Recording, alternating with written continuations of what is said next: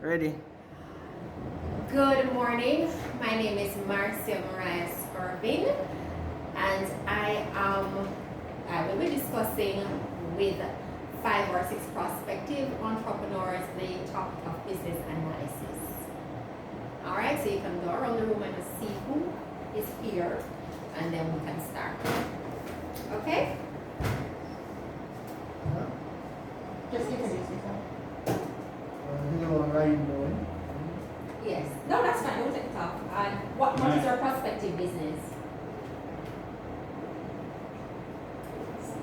Phone card. You next. What is your prospective business? Shopkeeper. Shopkeeper, alright? Hi, I am Andrea Noble and my business is pastry and natural juices. Olive wine. Shop. Okay. Then I pick fruits and vegetables. Alright. So in a social distance world, we have to wear our mask and we maintain social distance. So as clear as they can respond, I'll have them respond. I will not be happy. Remind us for clarity. Alright, so guys, we're going to talk about business analysis. And business analysis in the context of you and your own business. Anybody have any idea what business analysis means or represents or all of that? What's that? Anybody? Anybody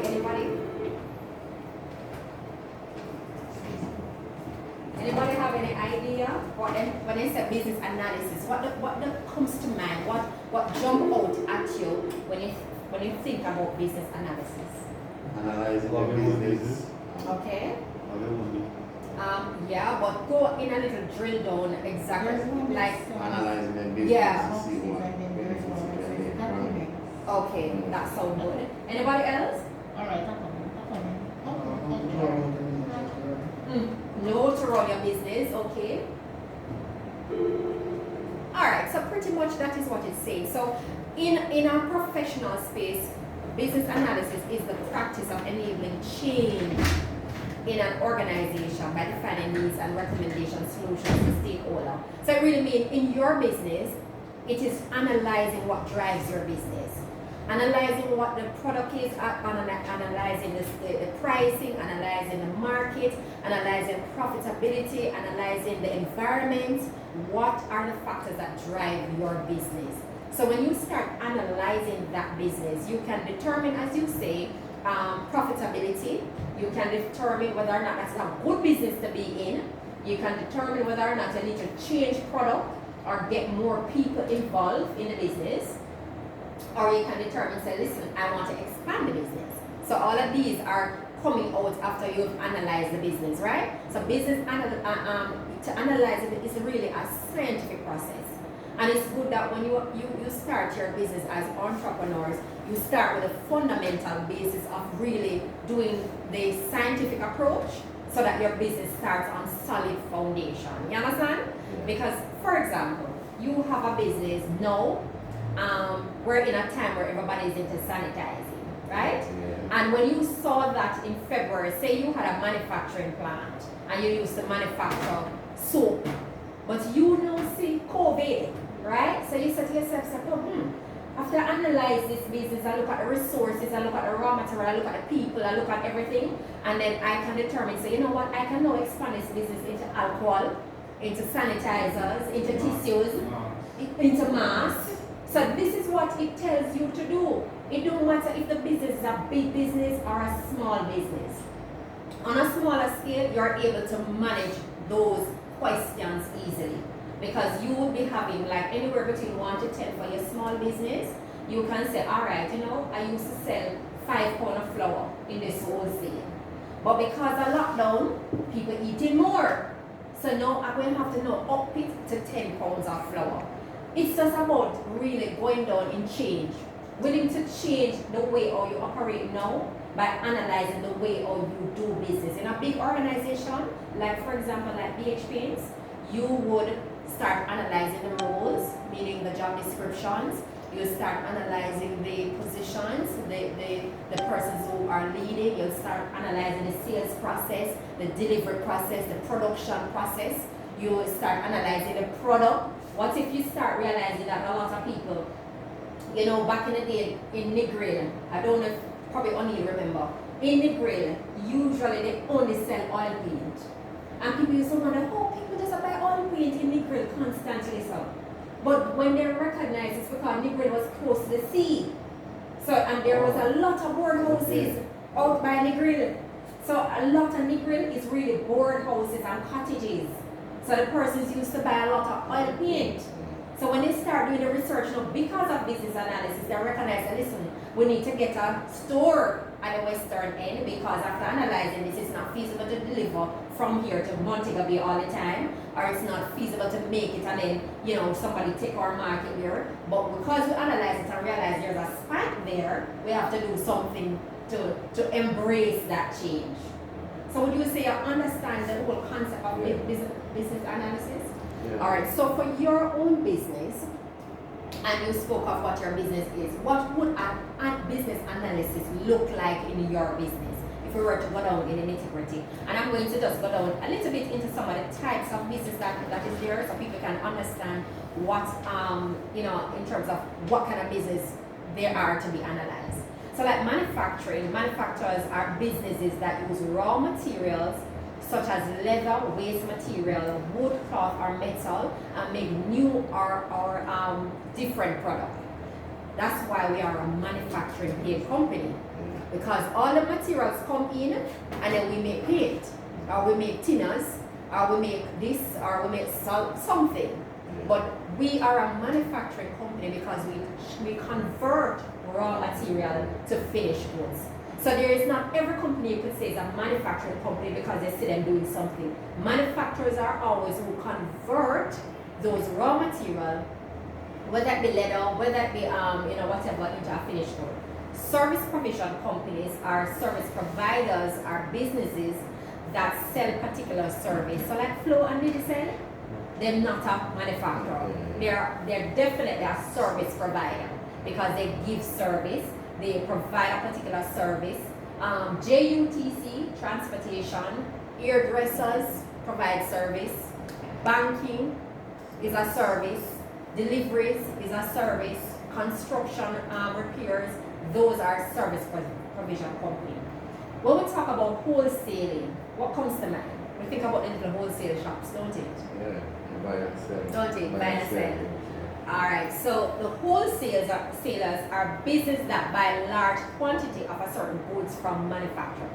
So when you see the little wholesalers, they buy bulk. So that like they buy a container from China, or they buy it from the manufacturer. So they buy a container a tissue.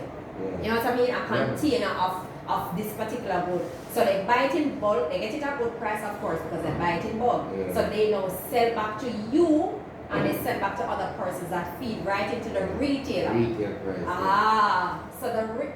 So you do this course already? Eh? You do this course already. So like you have a real hand on it. And then you feed back into the retailer, which is good. So when we hear it's the BH of retail stores, that's for an example. Or you can use your own example and say, alright, who am I in this chain? Am I a manufacturer? No. Am I a service provider? Some of you might be providing service. Wholesaling. Anybody is a wholesaler? No. Right? Retailing. Retailers purchase ready-made goods from wholesalers or suppliers for resale at a profit. You understand? So resellers. So it's so important to get into the minds of people. When people think about business, they always think it's this exorbitant companies, and only those companies are classified as business owner. If you have a small business and you have 1 to 10 or 1 to 5 and you manage it carefully, that's a business, you know.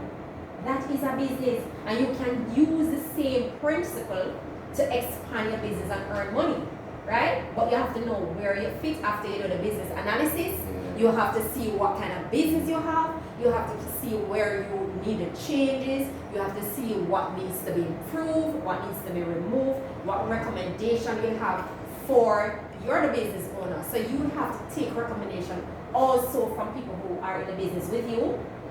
But you are also the primary person who is going to need to dissect that business to see Am I on the right path? Am I making a profit? Because nobody's operating business not to make profit, don't it? Alright, you have a question? 5 minutes left. Okay, wonderful. Thank you, my timekeeper. So, any questions so far? So let's give us a practical example of manufacturing so that we grasp it good. Now, in my presentation, I spoke of Mary and John who are in the manufacturing because they buy raw material in form of waste and other ingredients to make manure. So you see where one thing, which is a raw material, come out in a finished good. And this is why when you hear like raw material over one side, production process, and then you hear the finished good over this side, it's a whole different mechanism. It's a whole different calculation. You're talking about your variable costs, your fixed costs, your costs that are not material costs. Those are things that you start looking at when you drill down in your business analysis. Am I making a profitable or a successful business by the process that I'm doing? Or what is it that I'm doing that will be successful? A retail is Jane has a retail business and she's buying ready-made bags from a wholesaler for resale at a profit in her shop. Now, if she buys from a wholesale, you know she will have to buy a lot, like probably 30, 40. So when she sells them back, for every bag she sells, you know she will get a profit. So most Jamaicans, the smaller scale persons, you notice they are retailers. You notice it? Because they always buy from the wholesale bulk. They buy from the manufacturers, who buy from the manufacturers, and then they come back.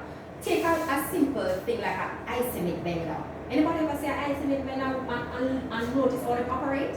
An ice meat vendor, in the space of 2 years, I've seen ice meat vendors own their own home. And why? Because the little things that they move is actually making a profit at the end.